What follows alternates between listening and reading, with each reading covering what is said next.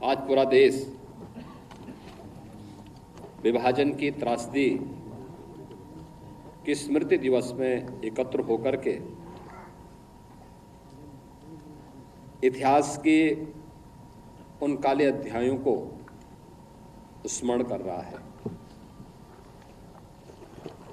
इतिहास केवल एक अध्ययन का विषय नहीं होता है, वह एक प्रेरणा होती है। गलतियों के परिमार्जन का और गौरवशाली क्षणों से प्रेरणा ग्रहण करने का एक संकल्प होता है।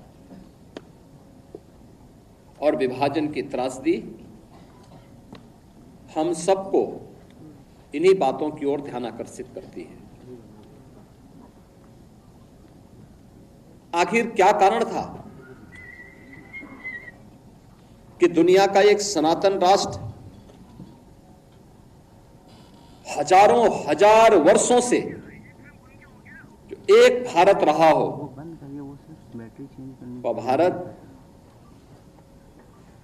पहले गुलाम हुआ, विदेशी आक्रांताओं के द्वारा यहां की परंपरा और संस्कृति को रौंदा गया, तोड़ा गया, अपवित्र किया गया, इस देश को गुलाम बनाया गया। और जब भारत ने अंगड़ाई ली थी, आजादी की लड़ाई को लेकर के देश के महान क्रांतिकारियों ने, स्वतंत्रता संग्राम सेनानियों ने जिस लड़ाई को लड़कर के देश को स्वतंत्र कराने की दिशा में विदेशी हुकूमत को उखाड़ फेंकने के संकल्प के साथ जो लड़ाई लड़ी गई थी,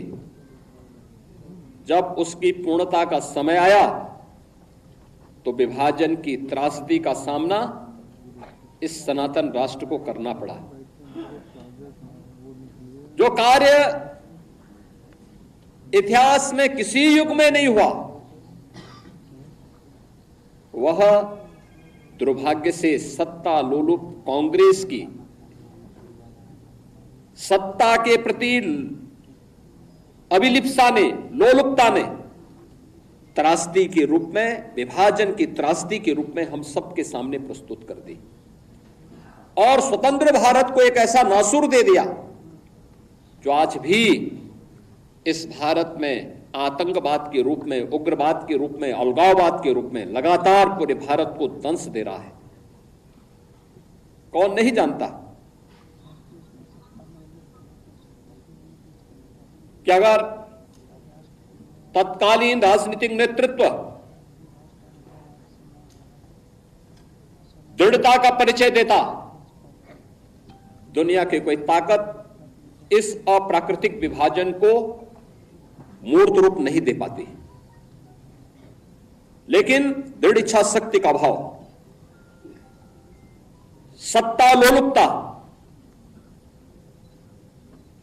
एन केन प्रकारेण सत्ता प्राप्त होनी चाहिए, इसके लिए चाहे देश को ही दांव पे क्यों न लगाना पड़े। और यही तो हुआ,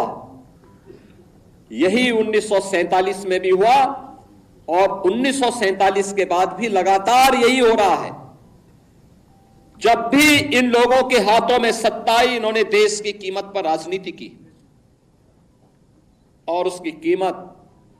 इस देश को, इस देश की भोली भाली जनता को तब भी चुकानी पड़ी थी और लगातार लंबे समय तक चुकानी पड़ी है।